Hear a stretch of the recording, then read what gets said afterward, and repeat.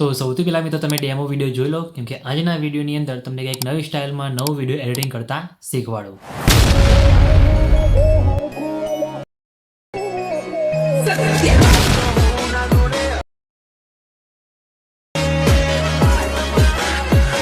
તો મિત્રો ડેમોમાં તમે અત્યારે જે વિડીયો જોઈ મિત્રો એ ટાઈપના વિડીયો અત્યારે ઇન્સ્ટાગ્રામની અંદર બહુ ટ્રેન્ડિંગમાં ચાલે છે, અને આજના વિડીયોની અંદર તમને એ ટાઈપના વિડીયો બનાવતા શીખવાડીશ એકદમ પ્રોપરલી, બરાબર.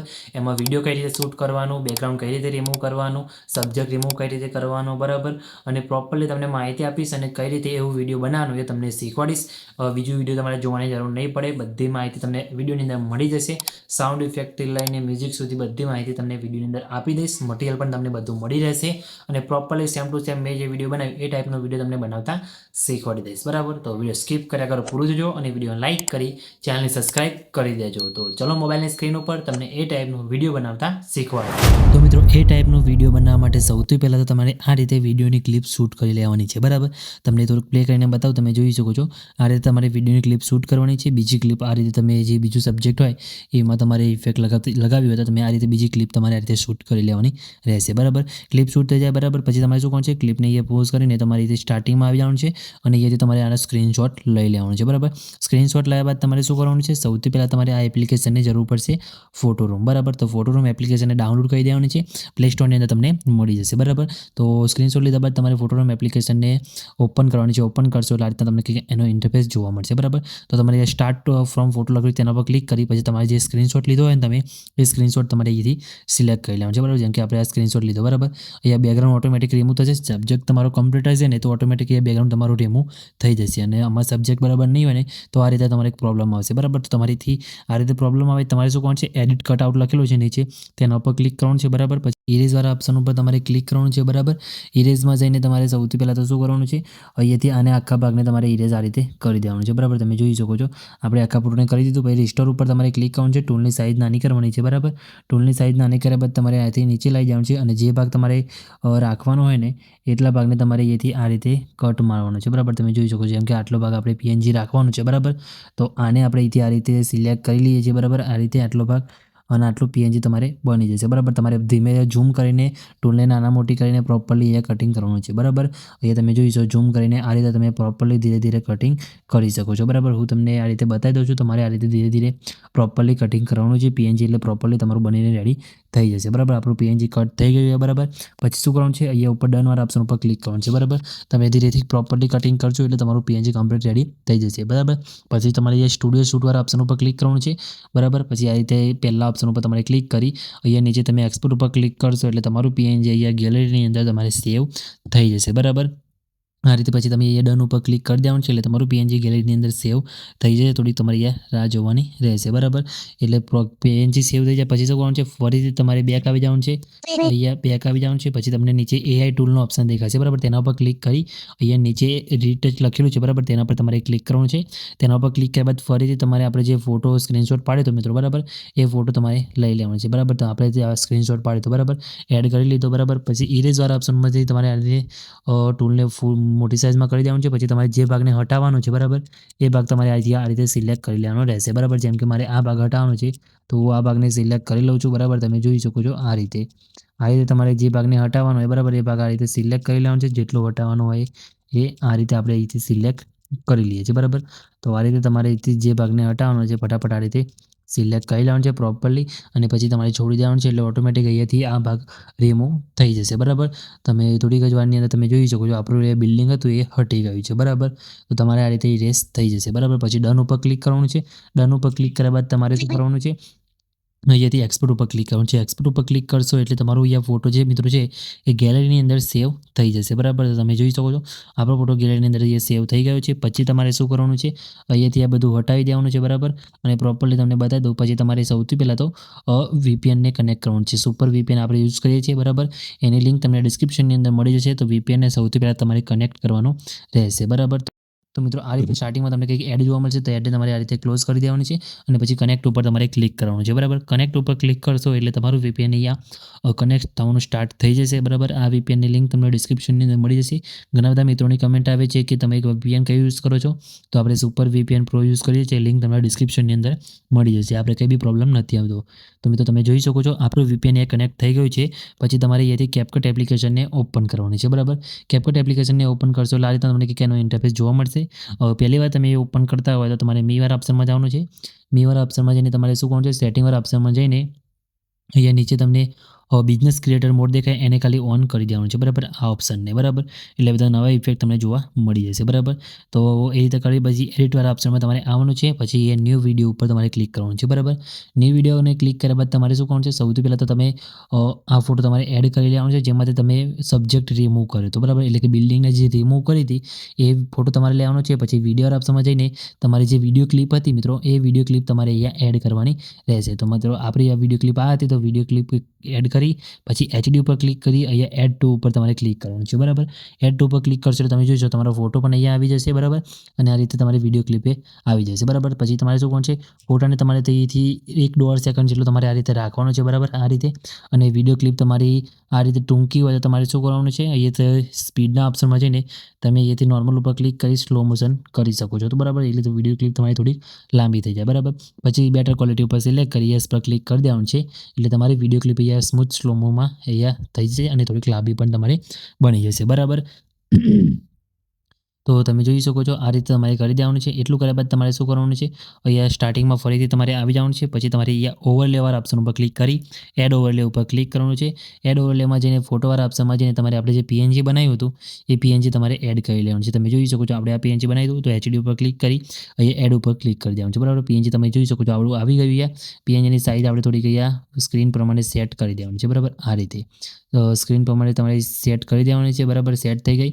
પછી શું કરવાનું છે, અહીંયાથી તમારે PNGને જેટલી આપણી પહેલો ફોટો હતો બરાબર સ્ક્રીનશોટ એટલે સુધી રાખવાની છે. વધારાના PNGને તમારે અહીંથી સ્પ્લિટ ઉપર ક્લિક કરી અહીંયાથી ડિલીટ કરી દેવાનું છે. બરાબર, આ રીતે ડિલીટ થઈ ગયું. બરાબર, તમે જોઈ શકો છો ક્લિપ પણ આપણે આ રીતે સેટ થઈ ગઈ છે. બરાબર, તો તમારે PNGને પરફેક્ટ એ સેટ કરવાનું છે. બરાબર, તમારી ક્લિપના પ્રમાણે. બરાબર, તમે જોઈ શકો છો આ રીતે તમારે સેટ કરી દેવાનું છે. બરાબર, એટલું થઈ ગયું. પછી તમારે શું કરવાનું છે, જે આપણો પહેલાં ફોટો એડ કર્યો તો ઉપર એ ફોટાને ઉપર ક્લિક કરી તમારે ડુપ્લિકેટ કરી દેવાનું છે. ડુપ્લિકેટ કર્યા બાદ તમારે અહીંથી તમે જોઈ શકો છો અહીંયા ઓવરલેવાળો ઓપ્શન દેખાય. બરાબર, તમે જોઈ શકો છો આ ઓવરલેવાળા ઓપ્શન ઉપર તમારે ક્લિક કરવાનું છે એટલે ફોટો આપણો નીચે આવી જશે. ફોટાને ખેંચીને ફરીથી તમારે અહીંયા PNGની નીચે લાઈને મૂકી દેવાનું છે. બરાબર, આ રીતે સેટ થઈ ગયો. બરાબર, તમે જોઈ શકો છો ફોટો સેટ થઈ ગયો. પછી શું કરવાનું છે, અહીંયા નીચે આપણે ફોટો એડ કર્યો એ ફોટા ઉપર તમારે ક્લિક કરવાનું છે. પછી સાઈડમાં સ્ક્રોલ કરવાનું છે નીચે. બરાબર, તમને અહીંયા ઘણા બધા ઓપ્શન તમને જોવા મળશે. એમાંથી તમારે અહીંયા છેલ્લો ઓપ્શન દેખાય માસ્કવાળો, એના પર તમારે ક્લિક કરવાનું છે. માસ્કવાળા ઓપ્શન ઉપર ક્લિક કરશો તો તમને પહેલું હોરિઝોન્ટલ ઓપ્શન દેખાશે. બરાબર, એના ઉપર ક્લિક કરી અને તમારે આ રીતે રોટેટ કરી દેવાનું છે. બરાબર, રોટેટ કર્યા બાદ ઉપર તમે જોઈ શકો તમારે 180 ડિગ્રી જેટલું તમારે અહીંયા રાખવાનું છે. બરાબર, તમે જોઈ શકો છો આપણે અહીંથી 180 જેટલું તમારે સેટ કરી દેવાનું છે. પછી નીચે તમે આ રીતે નીચે તમારે અહીંયા લાઈને મૂકી દેવાનું છે આટલે. બરાબર, આટલે મૂકી દીધું. બરાબર, પછી યસ પર ક્લિક કરી દેવાનું છે. બરાબર, પછી જે ફોટો આપણું PNG છે મિત્રો, PNG ઉપર તમારે ક્લિક કરવાનું છે. અહીંયા સ્ટાર્ટિંગમાં PNGના એન્ડમાં તમારે આવી જવાનું છે. પછી PNG ઉપર ક્લિક કરી તમને અહીંયા પ્લસવાળા ઓપ્શન દેખાશે. બરાબર, કી ફ્રેમ, તો કી ફ્રેમ લગાવી દેવાનું છે. અને પછી તમારે આગળ આવીને અહીંયા સ્ટાર્ટિંગમાં તમારે આવી જવાનું છે થોડુંક અને PNGને ખેંચીને પછી તમારે આ રીતે નીચે લગાવી દેવાનું છે. બરાબર, નીચે આ રીતે મૂકી દેવાનું છે. બરાબર, વચ્ચે તમારે આવી જવાનું છે.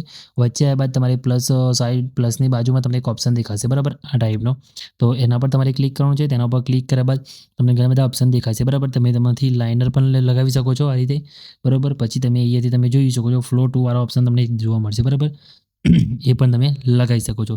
એના કરતાં તમારે અહીંથી લાઇનરવાળા ઓપ્શન લગાવી દેવાનું છે. યસ ઉપર ક્લિક કરી દેવાનું છે. બરાબર, એટલે તમારા વિડીયોની અંદર આ રીતે ઇફેક્ટ તમારે લાગી જશે. બરાબર, આ રીતે તમે જોઈ શકો છો ઇફેક્ટ સેટ થઈ ગઈ. બરાબર, હવે તમને અહીં બીજી ઇફેક્ટ પણ ઘણી લગાવવાની છે. બરાબર, એના માટે તમારે ફરીથી ઓવરલેવાળા ઓપ્શન ઉપર ક્લિક કરવાનું છે. વિડીયોવાળા ઓપ્શનમાં જવાનું છે. બરાબર, અને અહીંયાથી તમારે અહીંથી આ જે નીચે ધૂળ ડસ્ટવાળું વિડીયો છે મિત્રો, ધૂળવાળું. બરાબર, આ રીતે એ વિડીયો તમારે એડ કરવાનું છે. આ વિડીયો તમને ટેલિગ્રામ ગ્રુપની અંદર મળી જશે. બરાબર, તો એ વિડીયો તમારે લઈ લેવાનું છે. બરાબર, આ રીતે તમારે આ રીતે કટ મારી દેવાનું છે. બરાબર, પછી સાઈડમાં તમને એ ત્રીજા નંબરનો ઓપ્શન દેખાશે આ રીતે. બરાબર, પ્લીઝ. બરાબર, તો એના પર તમારે ક્લિક કરી પહેલો નંબર તમારે સિલેક્ટ કરી લેવાનું છે. બરાબર, આ રીતે ફિલ્ટરવાળો, તો તમને આ રીતે સેટ થઈ જશે. બરાબર, નીચે તમારે આ રીતે લાઈને મૂકી દેવાનું છે.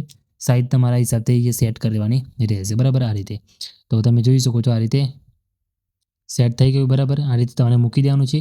પછી શું કરવાનું છે, તમારે આની અંદર ઘણી બધી ઇફેક્ટ લગાવવાની છે.